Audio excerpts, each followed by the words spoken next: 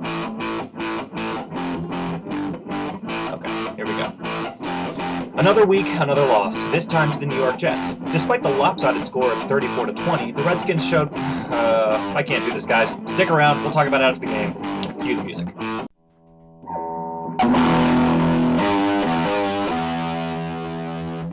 It's the Hogstye.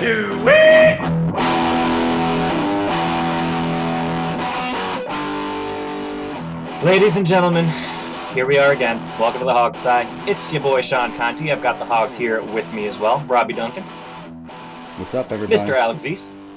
Fuck you, Kirk Cousins. Oh. You don't deserve to start anymore. You lost the game, and you lost the last game, so fuck you. And we got Steve Thomas is here, and I'm sure that he agrees with that sentiment.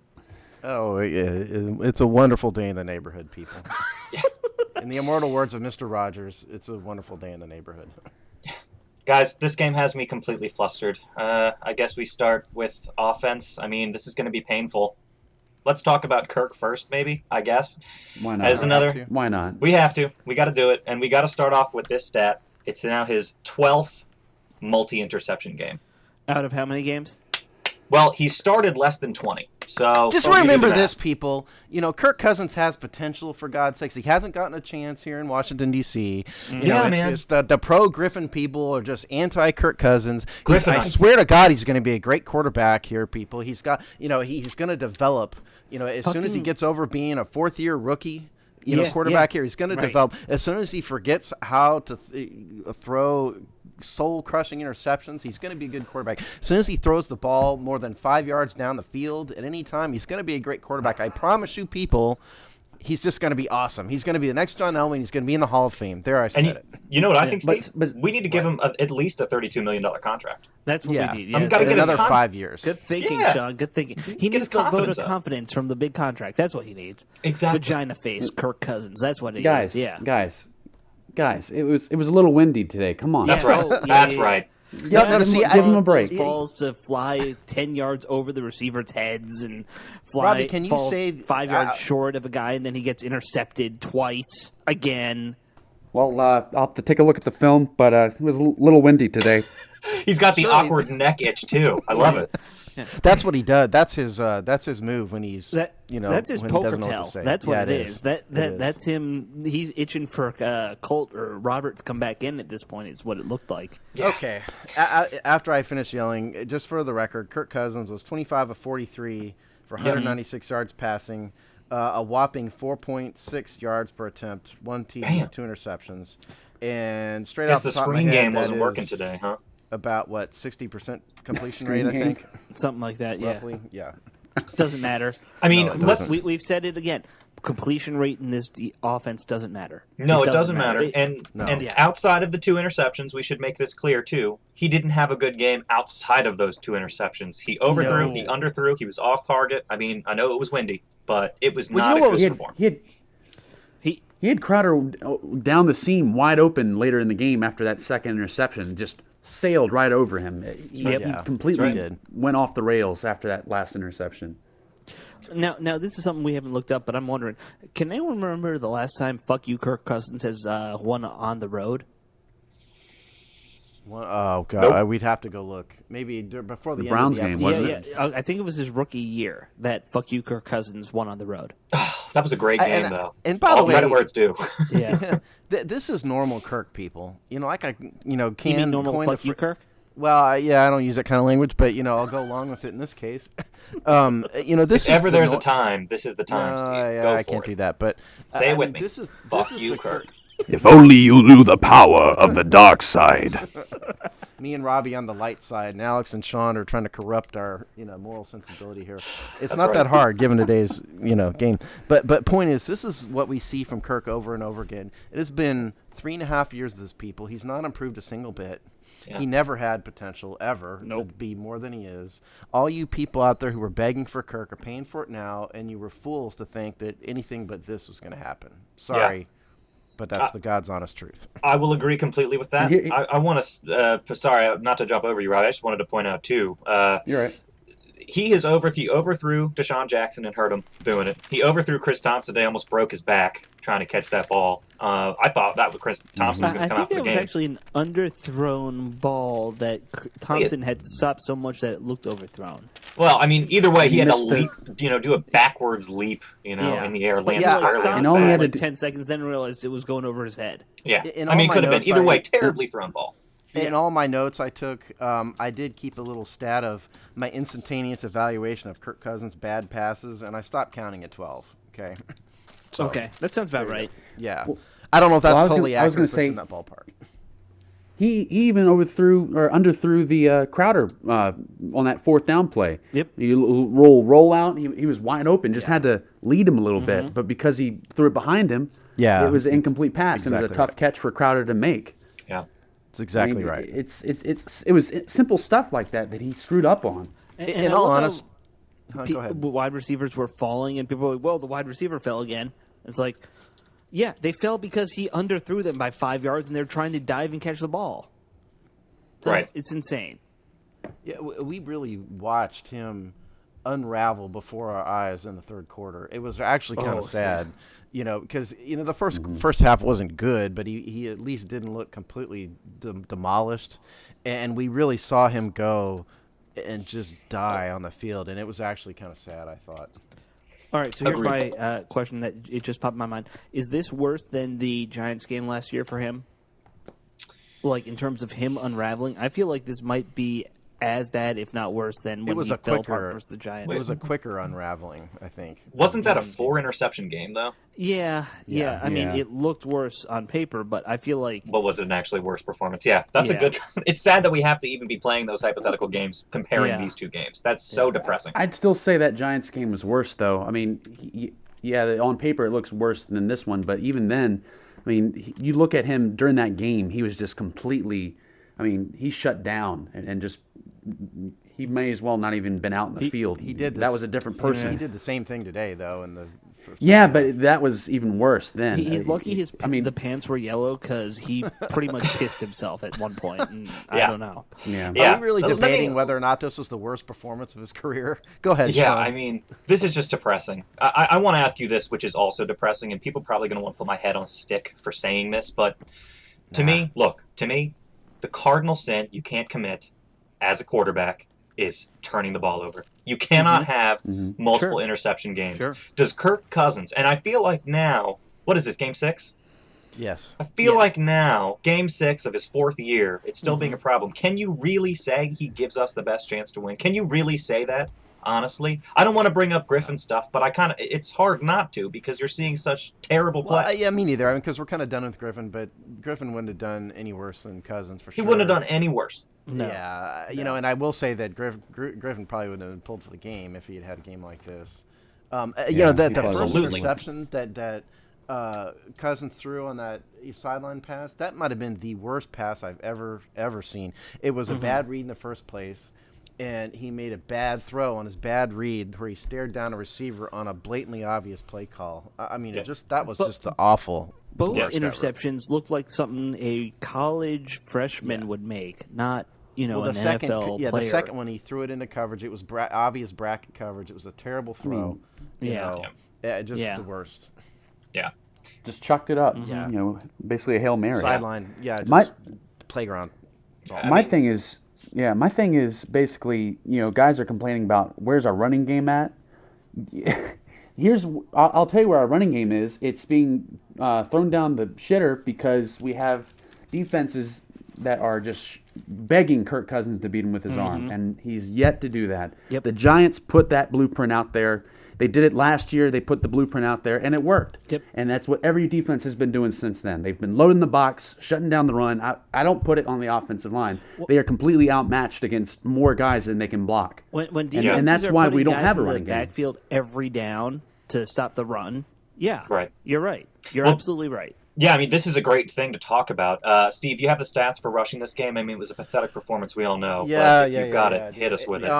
And first of all, let's at the end of the first half, we had 11 runs, 16 passes. I'd like to point that out. But I do think that they gave up on Morris. I mean, that's not a terrible balance for a half, but it's not a good balance either. No. Okay, rushing. As a team, we were 17 attempts, 34 yards. For 2.0 yards average. Alfred Morris, 11 attempts, 21 yards. Chris Thompson, 5 attempts, 12 yards. Ryan Fitzpatrick, 4 attempts, 31 yards. Sorry, the quarterback, the quarterback who is Frankenstein on the field had 31 yards rushing. He was Brett Favre out there today. Yeah. I will say this about the rushing game. I think Jay gave up on the run too early in the second half. Again, he always does this. Morris had 9 carries, and then he kind of just stopped giving Alfred, the inside carries, just stopped on it. Don't give up on it. There was no reason for it all the way through halftime. Well, let's talk about Jay for a second. I don't if you guys listened to his press conference afterwards, but it was a lot of excuses. I mean, a lot of excuses. He blamed the passing game on the running game. Oh, we don't have a running game right now. But Jay, you know why? Like I said before, no one respects Kirk Cousins anymore. They're going to load the box and beg you to beat him with his arm. Mm-hmm. And then he even came and said, "Oh, well, we're going to watch the film, but it was a little windy today." Right. Unbelievable. What a joke. I mean, so many excuses. He even said he wants to see what can happen when he has the full cast. Yeah, I would like to see that too. But even then, you had a patchwork offensive line that was playing really well. Yeah. Protecting Kirk Cousins. I mean, he had all day to throw it most of the time. O-line, that's for damn sure. I was also keeping track of Cousins' pressures. I think I got 2, and that was it. Mm-hmm. On real. Yeah, pressure. Brandon Sheriff gave up his first sack of the season. I mean, that was on that's Sheriff pretty and damn Moses. good for. And there was one other play I thought they were in his face, and other than that was about it. But 2 plays a game, that's not bad. You can't put anything on the offensive line. 2 plays. I'll take 2 plays a game any game of the year. That's amazing. Absolutely. For most lines. And I'm not too proud to pat myself on the back here about Ty Inseki. He came in and really shut down the who was it? It was across from him. Was it Wilkerson? Wilkerson, I think. Muhammad Wilkerson was across from him, I think. I'll have him start for us any day. It's fine. Yeah, I was paying particular attention to him, Robbie, and I thought every play I watched of him, he looked like he had great technique, did outstanding. I think Ty, great game. He even played with a hurt foot. I think Coach Gruden said in the press conference they had a plantar problem. I didn't hear the full thing, but something with his foot, and he played on a hurt foot and still did well. Problem. Does anybody think? I don't know what Jay's thinking, because would we like to have Deshaun Jackson back? Yes, but does anybody think Kirk Cousins can actually get him the ball? No. I mean, not anymore. Not after the performances he's put in this year. I mean, he's missing guys over the top. Can Deshaun Jackson get open in like 3 yards from the line of scrimmage and then get all the way to the end zone from there? Right, because that's what we're going to need him to do. With like 3 yards and. Well, there's another thing. No, if he goes deep, no, Kirk can't. Kirk cannot throw the ball more than 10 yards deep. So no. Yeah. I mean, it just. I think our play calling is terrible in that. It's predictable. Well, it's very predictable, and the plays are telegraphed, okay? If me, as a mediocre high school football player who runs a dopey podcast, can diagnose a play half the time just by looking at the formation and the 2 seconds before the play is called, that's bad. And that means, guess what? The real defenses, people like Robbie and Better who know what they're doing, are doing it too. Yep. Every run is immediately apparent and obvious. We don't have the personnel to, like Joe Jacoby told us, last week, where they were yelling at Randy White the play call and they couldn't stop. We don't have anywhere remotely near the personnel to do that. And so if we have plays that are abundantly obvious to idiots like me, that is a really bad thing. I'll give you a good example of that. We had a 3rd and short early on in I believe it was the second quarter, and we put Chris Thompson in there, and we got into shotgun, and it was 3rd and 1 or something like that. No one's worried about the run when Chris Thompson's in there, and we're in a shotgun formation. Right. That's pretty obvious. Why the hell? What's going to happen at that point? Right. Why the hell did you run Chris Thompson at the goal line and not Alfred Morris? Yeah. You know what, Robbie? You know what I wrote in my notes when that happened? I need to find it. I wrote, Almo just isn't a Gruden guy. That's what I wrote. Yeah, I mean, what is he in the doghouse? What did he do? What did Alfred Morris do to get in the doghouse? I don't think that Jay Gruden. What could he have possibly done? I don't think Jay Gruden likes the style that Alfred Morris runs. He's not an inside run type of guy. Yeah, he and didn't I do that think in Jay Cincinnati. lacks the coaching ability and creativity to use his personnel appropriately. Good coaches out there will adapt the system to fit the personnel, and Jay Gruden does not have the ability to do that. And so instead, what he's done, he's just thrown Alfred in the trash can, basically. And that's probably right, but why the hell would you put a smaller? It's idiotic. It's idiotic. Trying to be cute and gimmicky. He's trying to catch him off guard, but he's not fooling anybody. It all starts with how we don't yeah, use but our fullback. by putting him running a straight ISO. ISO play. Running a straight ISO play with your smallest back, or the smallest guy on the field, really. It's absolutely that's stupid. that's trying to catch him off guard. That's getting cute. No, I'm with you on that. It makes no sense. I mean, we're really piling it on now, and while I kind of love it, it makes me kind of sad. Before we get off of offense, I mean, we have to give some credit where it's due. Garcon had a nice touchdown. I don't know how he faked out Revis there for a wide open touchdown catch in the first quarter. Sure. Unfortunately, that was the only score we had was in the first quarter. We didn't score outside of that. Derek Carrier did well too. There wasn't. Well, Derek Carrier had at least two great, solid plays. He's turned into being a decent asset for the team. Tough guy to bring down. What's really sad is that, this game should have been a lot worse than it was. People need to understand it. The Jets uncharacteristically had 3 turnovers. Yep. And we actually took advantage of them and had 10 points off of turnovers this time. If the turnovers had not happened, this score might have been far worse than it was. By the way, who committed all 3 of those turnovers for us? Who committed the turnovers? Or who got all 3 of the turnovers for us? Breland. Yeah. Oh, I thought Jarrett forced.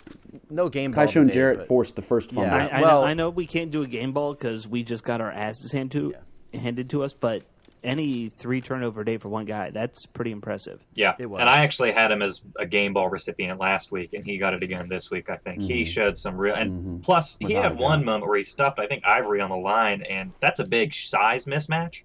And he made a good stop, right on the line of scrimmage, which was awesome. He's a tough football player, one of the few bright shining lights, I feel like, of this defense. But before we talk any more about defense, do we want to say anything about offense? I mean, outside of that first quarter, it wasn't much. No, I do. I want to ask Robbie a question, because one of the things I wrote in my notes here today, in the beginning, in the first half, was that we have another short pass, yak-dependent passing game. Am I just imagining this, or is our offense just designed to never put the wide receiver downfield, never put the wide receiver past the first down marker? Is this Jay's offense from a technical football point of view, or what? I think he was trying to protect the patchwork offensive line. I don't know if it was, but he did say he wanted to take more deep shots, which he didn't do. So I don't know. It's interesting. But yeah, I can understand. You got a new offensive line in there with Nsekhe and Laribus at center. Sure. You want to kind of get it out of Kirk's hands quick to protect that offensive line some. But I don't know. It didn't really change at all. My one problem with saying it's Gruden's offense is when you look at what he did in Cincinnati, it was a lot of 20-yard deep balls. 20 plus. I mean, sorry. So it's just. But also remember, that's also Marvin have a Lewis wide receiver he trusts, or Marvin Lewis was the head coach in Cincinnati. People have to remember the head coach has an influence over what's going on there. Totally right. I guess you're right on that. That maybe that was Marvin Lewis's influence, but still. Mm-hmm. Well, I got a shout out for Brandon Sheriff and Morgan Moses. Yeah, Sheriff gave up that sack, but both of them. I tried to tweet this out during the game, but my phone died and kind of just. I fell behind. I saw your tweet that your phone died. I'm sorry that your phone died. Why are phones shit right now? I tweeted. I don't know. But I tweeted before it died that they were setting the pass protections to Ty Nsekhe's side. Spencer Long and Laribus were sliding to him. They were support side. Mm-hmm. With that, Sheriff and Moses were the ones basically left on an island. They were man-on-man against their guy. So that left Sheriff blocking Sheldon Richardson one-on-one. That left Morgan Moses blocking him one-on-one, depending on how the plays developed. Mm-hmm. But that was a tough task for a young offensive lineman or bunch like them to handle, and they pretty much did a pretty good job. Yeah, Sheriff got beat on that one play, but that was big of them to step up and be relied on instead of having to slide to their side when Trent was there. Yeah, and I want to just add on to your point that there was a time in the first half, it was another screen pass, and there's a million of those a game, so it's hard for me to remember which one. But Moses had a great moment where he sold the screen really well, and then he had to break outside, and he had to make that key block after running basically to the sideline. He actually showed a lot of speed, a lot of mobility, and he pulled that play off, which was awesome. So I agree with you. They are definitely worth a shout-out in this dismal offensive day. I think they did great in pass pro for sure. I just got to come back again. I don't understand the pass run imbalance at the end of the first half. For a team that has claimed at least to be a rushing team, a ball control team, we've got 16 passes, 11 runs. If it does the thing about the running game, sure, you got to keep hammering at it. You have to keep it. Robbie brought it up. The Jets lack some depth on the offensive line. Why did okay, so Morris there were two or three runs in there. Sorry, defensive line. There were 2 or 3 runs in there of those 9 where Morris had some good space and had some good gains. I'll take a 4 or 4.5 yard gain every time. And he completely gave that up by the end of the first half. I don't get it. And the other thing is the last play of the first drive or the first half. The last drive of the first half where we kicked the field goal, why on earth did we run Chris Thompson, on the third down play, the last play was the field goal? Take a shot at the end zone. You had a kicker who was rolling, and we had good odds on the field goal, and you're gonna run Chris Thompson. Throw the ball into the end zone for God's sakes. See, I don't have a problem with that, but I don't have faith in Kirk Cousins to throw a ball that far. Yeah. So exactly, that's why they did it. They try to get the ball closer. Makes sense. It was 20 yards. No, I don't trust. I can throw a ball. I don't trust Kirk Cousins to throw a ball 20 yards. I don't trust him to throw a ball past a first down mark of 10 yards. I guess they were trying to get what yards they could to make it a closer kick. Yeah, but again, I mean, it was a high percentage kick anyway. It was going to be a 37-yard kick. Yeah, I agree with you on that. Odds. So I agree with you on that. Take a shot. Run a pattern, run a play design to go 20 yards, throw it in zone or throw it away. Yeah, well, look up. Did Kirk Cousins throw a ball more than 20 yards all game and make the pass? That's a good question. I was trying to think of that. Don't think so. Not I don't that think I can he think. did. Might have had the one. There might have been one play in there, maybe. They had a pass that went for 20 yards after the yak, but but not that he actually threw 20 yards and completed. I'll be honest. I can't think of a throw all season where he threw it past 20 yards other than like the first game. But this was before the Cousins collapse in the third quarter. He didn't look. He didn't look good. He looked like normal Kirk, in the first half. Not good, he not looked horrible. Like bad Kirk. Normal Kirk is most bad Kirk. Other than that last drive, he was bad. There's no bad Kirk. There's normal Kirk because I haven't seen a good Kirk yet, aside from maybe one game as a rookie. But I just don't understand why he you had can't. that one year where he threw for 450 yards was pretty good. But okay, that's I the just last don't time he was understand good. it. I don't understand the play calling. I really don't. Yeah. I mean, I don't understand it either. I also feel like we circled this a couple times. We didn't directly address it, but I can't understand the just total inability in the second half. I mean, at least things were moving a little bit in the first half. You come back for the second half, and it's just terrible. Is it the fact that we don't make adjustments and the other team does? Or do we not make adjustments? I mean, what is going on from first half to second half? Because this is the kind of thing that's going to get Gruden in big trouble come the end of the year. The head coach answered that question saying, "I don't know." You better figure it out, buddy. Well, better figure it out quick. I mean, you guys know I'm a big Jay Gruden fan, but I'm with you. Whatever he's doing in the locker room, he needs to stop. He either needs to just walk out of the locker room and not be there, or if he's talking to the team, say the exact opposite of whatever he's thinking. He's got to pull George Costanza and do the opposite of whatever he thinks the right move is. Something like that. Well, I don't know, but it's awful. I mean, it's awful, and it's so awful to throw a stat out there. I believe this is right. Steve, you might have a better number on this, but I believe the Redskins have scored only 3 points in the third quarter all year. Yeah, that's something true. Close to that. It's 3 points. No, it is. It's 3 points in the third quarter all year. That is, in fact, accurate. Last in the league. I mean, it last in the league. So if you ask me about something that, if Gruden has to be worried about his job, I say he turns in another year full of performances like this in the second half. And I think he is on the hot seat. I don't care if it's a second year. This is pathetic. He's on the hot seat now. He's on the hot seat. I don't think if we lose against Tampa Bay next year, he's done at the end of the year if he keeps this up. Yeah. I don't know if we lose bad to Tampa Bay next year, it could all just change right then and there because we have a bye week too. Yeah, you mean next week? You never know. Yeah, next week he meant, and obviously the week after that's a foregone conclusion because I think that's the Patriots. If you talk about if you need a win, it's next week against Tampa. Otherwise, I you're think staring at 2-6. If you don't beat Tampa, you're staring at 2-6 in the face. Right. Top 5 pick. Yeah. Again. Yeah. So I mean, that's the one good, I guess, silver lining to this shit cloud. But to switch over, I guess silver lining. Yeah, it's hard to see it because it's covered in shit. Well, when it's Scott McLuhan picking that, when it's Scott McLuhan making that pick, it is a silver lining. That's fair. I agree. So I mean, hey, at least that's one thing. That's sort of the offense. Again, outside of that first half, there's really not much to talk about. I guess we can talk about special teams. They had a nice play. We can talk about that next. But let's go defense before. We talked about Breland. Awesome game. Other than that, who else stands out to you on having good days on defense today? Well, nobody. I mean, what I'd like to say is we made Ryan Goldson stood out. He did. We made a dink and dunk quarterback like Ryan Fitzpatrick look like he was not a dink and dunk quarterback. Yeah. You know, anybody notice that? When the third half adjustment, I think, for the Jets offense was, Fitzpatrick started throwing the ball down the field. And also started rolling out. That's what had me worried. That's what I had worried. I said, we're going to be so focused on trying to stop Ivory that they're going to have him take some deep shots.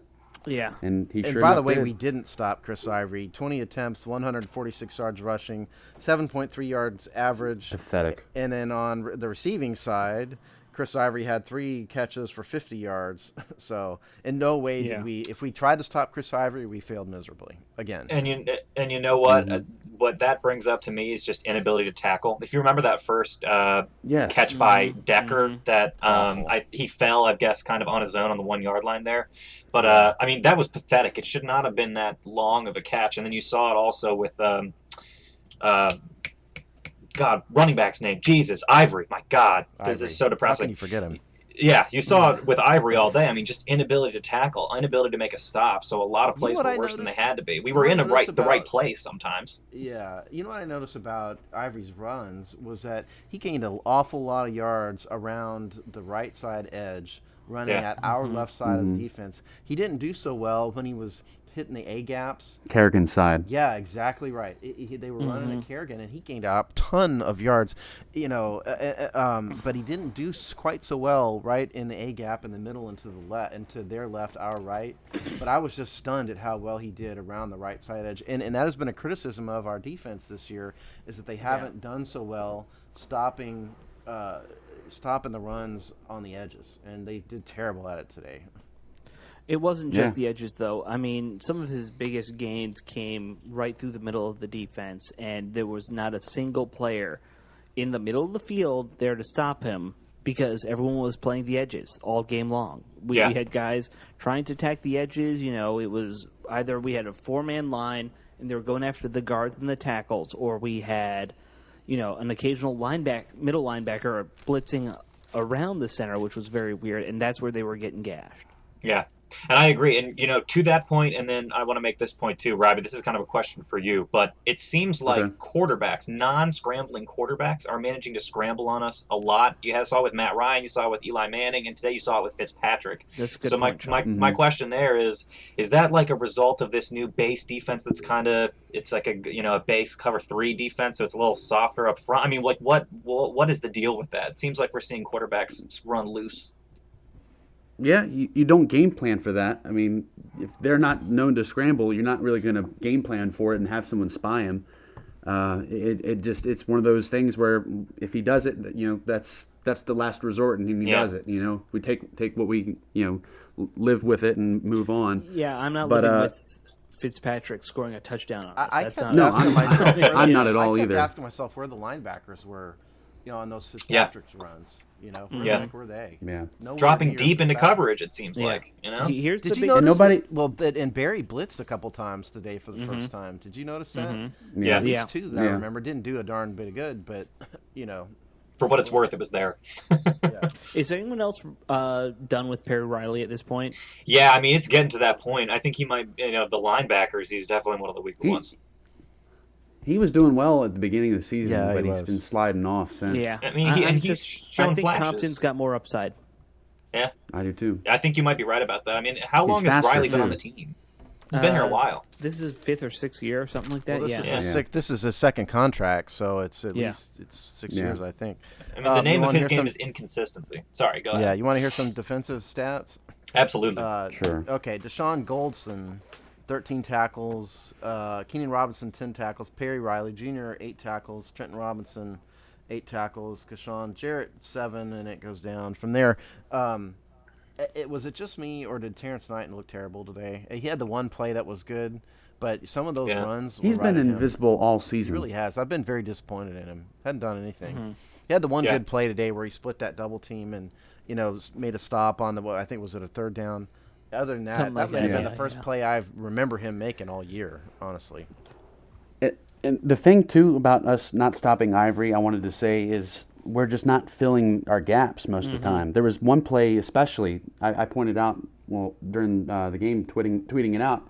Hatcher got completely reached by DeBrickashaw Ferguson. I mean, it was just a wide open lane. He cut him off. Hatcher kind of just gave up on it and didn't try to fight to get in front on that gap. And Ivory went right behind DeBrickashaw Ferguson. Huge gain. I think it was like 20, 30 yards. It's just simple stuff of just owning your gap that we didn't do today. And that's what's upsetting. It's easy stuff. I really feel like this might have been the sloppiest game our defense has played all year. which is ironic Yes. because we did pretty well in penalties today. Yeah, well, I've said this before. Penalties are actually more meaningless than we tend to give them credit for. Well, was this the highest scoring game? I'm forgetting what the score of the Giants game was. This might have been the highest scoring game. Yeah. I think it was. I mean, in the Jets, people aren't a high-scoring team normally. No. No, they scored not at all. two. They scored 95. They had 2 less points than we did, and we made them look like the Patriots. Yeah. There for a I'll while. look it up for you, Sean. I'd Yeah, like to I give mean- kudos real quick to Brandon Marshall. He made what a Yep. catch the guy made. He made a one-handed catch where he just kind of stuck his hands out, and it looked like the ball had glue on it or something. What Yeah, a catch! yeah, Yeah. Sean. This I beat was the Giants by terrified of 2. him. I knew it. By 2. Okay. So it was close, but it's definitely the worst. Yeah. Yeah, I mean, I agree, Steve. Brandon Marshall, he had a good game, over 100 yards and a touchdown, so he saved my fantasy team. I knew Yeah, me too. I knew he'd kill us. Oh, you have him Did too? not play. Yeah, Did yeah. you play Brandon Marshall against the Redskins? This is why I hate course I fantasy did. football. I hate What do you- fantasy football No, because of that. Steve, you'll hate me even more. I played the Jets defense against the Skins You offense. guys are a bunch. You guys are a bunch Damn. of traitors. This is why I don't. You know what? Until Kirk specifically why I Cousins gets don't play. benched, I will encourage any fan to play whoever's playing the Redskins defense. Yeah, I mean, without fail, I mean, it seems like a smart way to go. Yeah, you're I guaranteed. just can't 2 root interceptions against a my game. team. I can't root against my team. I'm not rooting sorry. against it. It just softens You are. the You blow, root for the Steve. Jets to do well. It softens the We're blow, talking about the man. truth. That's Kirk what it Cousins means. will turn the ball over twice a game. Yeah. It's what he does. Straight points, man. Mm-hmm. Can't hit on that. Besides them, I'm 1-4 in the season. I need to win. right. Besides Marshall and Ivory, I mean, anybody else on the Jets offense stand out? I mean, Fitzpatrick, we made him look good. But other than that, I mean, it didn't seem... We shut down their other running backs. Decker had, obviously, a couple, either drop balls or fumbles. Other than that, it was kind of a one-sided day for them. I mean, they got it done the only way they could. They're very Somebody or two-dimensional offense. And Somebody said it that's not earlier. meant as a compliment. The name of the game for the Redskins was just atrocious tackling on defense. Yeah. Oh yeah. God awful tackling. Repeatedly over and over and over and over again, cannot make a tackle. I don't know if they need to do some form tackling drills and practice or what the deal is, but they just cannot wrap anybody up. Yeah.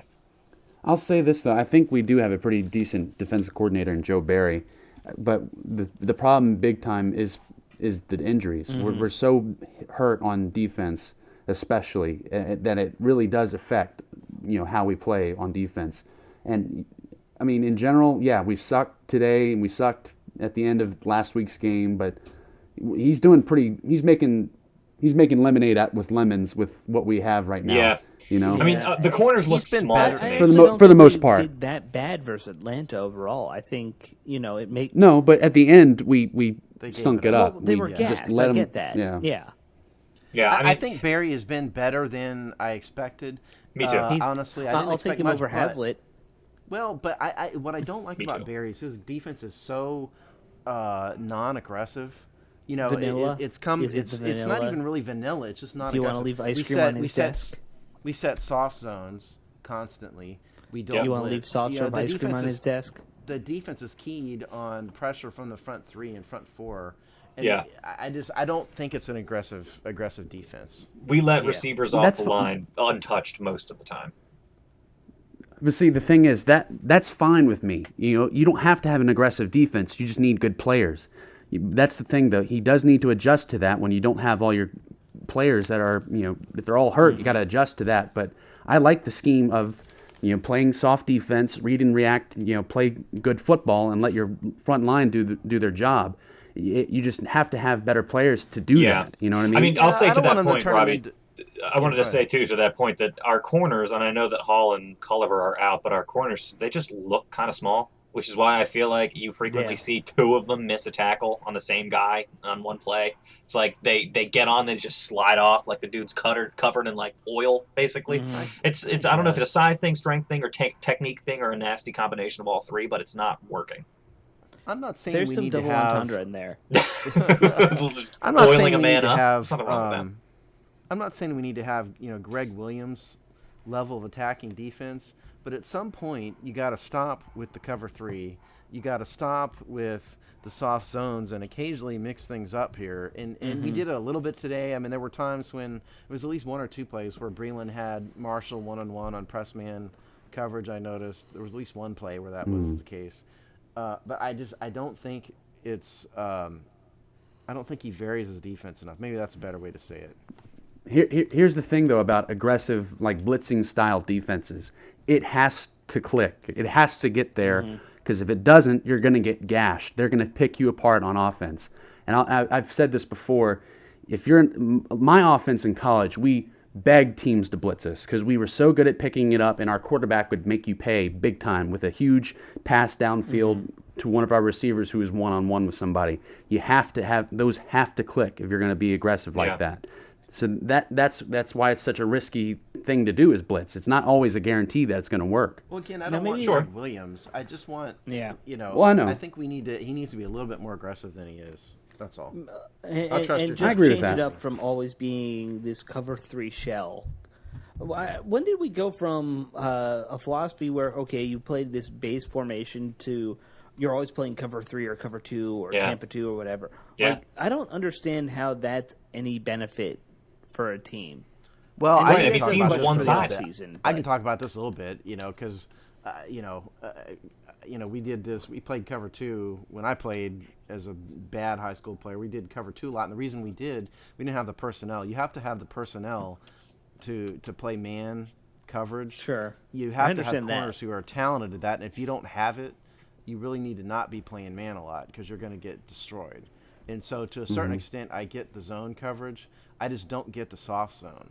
You don't always have to play such a soft zone. That's Yeah. what I have. a We're problem talking about the NFL, where every team should at least be good enough We to don't have have some it. versatility. We don't have it. D'Angelo Hall is our best man-on-man cover corner. He's not there. Maybe Chris Culliver. I don't know enough about him, honestly. I to think know if Breland he's might be better our Hall or best. not. Breland had a Yeah. good game, but I mean, it's he's looking like it. Yeah, he had a good game today for sure. But he's got. I mean, he's good. Before he But can- to your point, Steve, I mean, he's really good on the tight man-to-man coverage. I can feel be, like you got to yeah. give him more shots like Yeah. that. You know, he's good at Yeah, that. I agree with you. Yeah. I mean, he showed that today. That's for sure. Yeah. And another thing, you can't always be in man because you don't have any help. If the quarterback, say, Right. dumps it off to a flat route, you have the running back just getting chunks of yards before someone's because even the able to corner- get to because the him. corner's gone. Yeah. Yeah. Exactly. I mean, to You this gotta point, mix it I feel up. like it's this exactly, and you just said it. To me, it's mixing it up, both on offense and on defense. If you don't mix it up, by the time the second half comes around, the other team has got you figured out, and I feel like that's what happens Yeah. to us every time because we collapse on offense and we collapse on defense every time because we don't take any risks and we don't mix it up. So I agree with what you're saying philosophically, Robbie, about it being sound philosophy, but at the same time, in a practical sense, just for obvious reasons, you've got to mix it up a little bit. Yeah, Joe. Keep 'em on their Joe toes. Barry. He plays a fundamentally. He requires a fundamentally sound execution in order Yeah. for his defense to work, and we're not really doing that. And and we have off and on this year. But when we can't do it consistently, you do have to mix it up a little bit and change up defenses. Yeah. Agree. I mean, it's just don't become so damn predictable. That's my moral of the story for offense and defense in this game. I agree with you.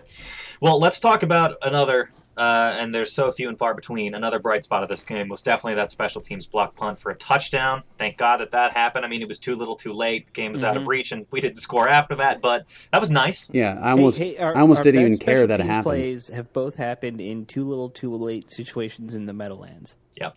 Well, I'd like to say this about special teams. We had more kickoff return opportunities today than we had all year combined. And Rashad Ross did absolutely nothing with any of them. Some of it wasn't his fault. Some of it was that our protection up front was terrible. We just can't do it. And on our punt return, what very little punt returns we had sucked too. I would say actually most of it's not on him, and that I saw guys afraid to make contact with the defenders coming down the field on the punt and kick returns, which is absurd. Like that, a guy's like, "Oh, I don't know if I want to touch you. I don't know if I want to touch you. I don't know if I want to touch you." And then the guy he doesn't want to touch is the one who tackles Ross for at the 15-yard line. Yeah, I mean, I'm not surprised. I mean, he caught the ball on one kickoff. He caught the ball at like the 5-yard line and got tackled at the 13. Yeah, it's just pathetic. I don't know how that happens on a kickoff. You should have. Well, the blockers shouldn't. No one should even be that far downfield at that point. I agree. It seems to me like our returners aren't that great, but our blockers are doing nothing. They're giving them nothing. It's a combination of both. It's a combination of both. Up to that point, though, Rashad Ross, I think was like 30 yards average per kick return. Yeah, over that actually. Yeah. Okay. Well, but it was 30.4, wow. but you got to remember it was the answer. But he's had almost no opportunities, though. Okay, I got to change that stat in our game preview because he's had very, very, very few kick return opportunities this year. So the stat was a little bit misleading. Yeah. I'll change that for next week against Tampa. Yeah, I mean it doesn't pass the eye check. It does not pass the eye test because they can't do anything. By the time that our receivers catch the ball, it's like they're surrounded by five dudes. And the stat with Ross today was 5 returns, 19.2 yards average, which for a kickoff is bad. No, that's terrible. If you're not up there in the mid-20s at least, that's a negative. Well, I've told you before, I only count it. I don't count it based on yards returned, but plus and minus based on where they are relative to the 20-yard line, and I think we only got past the 20-yard line twice. Right. That sounds right. That's a joke. I mean, it's a joke. So, I mean, that was as bad as putrid as it always was. Like we said, the touchdown was nice. Who got that, by the way? Who was that? I don't even remember. Ross actually got the touchdown. But it was number 20. Jaron Johnson blocked it. Okay, Jaron Johnson. Oh, wow. Yeah, Jaron Johnson. A Johnson sighting. We did have we had a Johnson sighting, and he was in there in a couple plays on defense like he normally wasn't either. Now, if you have a Johnson sighting on a public school ground, that's a different story. But man, you're calling out all our double entendres today, Alex. Damn. Give it to Alex. Tress Way had a pretty good game, though. Our punter was good. And he only had 2 blocked, but they weren't. But they weren't, so we'll leave that for next week to call out. And let's not 48 forget yards a punt. Yeah, I mean that's great, and let's not forget Hopkins drilled a 54-yarder or something. Yeah. I mean, that was a good kick. That was a great kick. Kai's record long. Yeah. And okay, now you guys know I was a big Kai Forbath fan, but I'm ready to move on. I'm all in on Hopkins. Yeah, I mean now doesn't it seem like the obvious choice now? Yeah. Okay, I'm an easy rider, whatever we're calling the 54 yards. Hopkins, Love it. The Hopkins Colt. I don't know. Yeah, I mean, it doesn't matter. I mean, Kai's gone, Hopkins is here. The end. Yeah. It's a simple. You can't get hung up on kickers that much. No, especially when you're the Redskins and you've had more kickers than any other team in football over the past 2 decades. So. Yeah. Well, on that note, do you guys want to do some game balls? Who gets the game ball? I mean, this is going to be tough. We're going to have to really dig into the bottom of the barrel. I'm going to give the game ball to the New York Jets. Can I do that? You can do that. You can give it to Fitzpatrick's beard for all I care. Yeah. Go for it, man. Okay, that's Sean, fair. Who's your game ball then, since you started this mess? I mean, I don't want to sound repetitive because I think I did this last week, but Breeland's again is not a bad one this week. I mean, I feel like he's a pretty solid pick. Again, he had a nice run stop on Ivory that's just such a size mismatch. He did a great job, and then the interceptions as well. So I'm going to go with Breeland. Yeah, I'm with you, man. There was only one guy who actually came to play today for the Redskins, and that was Bashad. If I'm the head coach, the mayor I of don't give game Cheesetown. balls. if I'm the head coach of the Redskins today, I don't give a game ball. They don't deserve it. You don't give game balls when you have a game like this. Yeah, I mean, I agree with that sentiment. Completely. I would paint them blue and maybe give Kirk a couple blue balls. There we go. God, you're so dirty today, man. So dirty. His mind is in the gutter, just like our team. I give if there's a game ball to give out, I give it to the offensive line. That's a good point. Redskins universe. The whole Redskins universe was basically writing him off as going to be a complete nightmare. That Kirk would be hit all day. I mean, yes, the running game wasn't good, but that wasn't all on them. I think they did a really good job, and especially Ty Nsekhe having to come in and replace an elite player like Trent Williams, and he did really well. So I give the game ball to the offensive line. It's a good call out. That's fair. Yeah, that's fair. Well, we have a potentially easy, I mean, I don't even want to say easy because I'm going to jinx it, but we have a winnable game. A winnable game next week against Tampa Bay, and boy, oh boy, do we need to come away on top of that one, because then we have the Patriots. So, yeah, Gruden called it a code red at the end of his press conference. We're in code red right now, and I wouldn't quite say the team itself is in code red. I'd say you're in code red right now. Yeah. I'm so glad that Jay Gruden showed some concern about what's happening. My last rant here, I'm so sick and tired of Jay Gruden not putting blame on Kirk Cousins. The thing is about it, and I get to, people say, okay, well, he learned from last year. No, that's not really what's happening. What's happening here is he just disliked Robert Griffin, so he blamed him, and he's all in with Kirk Cousins because he's the one who wanted Kirk Cousins in there as quarterback. He knows it's his butt riding on Kirk Cousins, and so he does not want to blame Cousins. Well, doesn't make him seem like he's learned anything. What it makes him seem like is a complete phony, okay? Mm-hmm. That's the thing. I'm liable to agree with you on that. He's a complete phony and he's a complete fraud. I mean, I'll say this. It does seem like he's circled the wagons around Cousins so closely to protect him. It doesn't make sense to me. Again, I hate to use this term again, but it doesn't pass the eye test. It's like he's the only one who doesn't blame Kirk Cousins for bad play. Really makes no sense. I mean, it was windy. Who says that? Who says that in an honest NFL presser? Well, okay, if you have one pass that was off, you say, okay, it was windy. Well, we had it wasn't even windy. We had what I counted as 12 bad passes. Informally and amateurishly, I counted 12 bad passes. We had 2 interceptions. Please don't tell me all that stuff was due to wind. It wasn't. Yeah, well, okay, it was snowing a little bit. We had flurries. It looked like. No, there was no snow. It was in the 50s. Yeah, I mean, it didn't. The weather seemed like it should not have even been mentioned. No.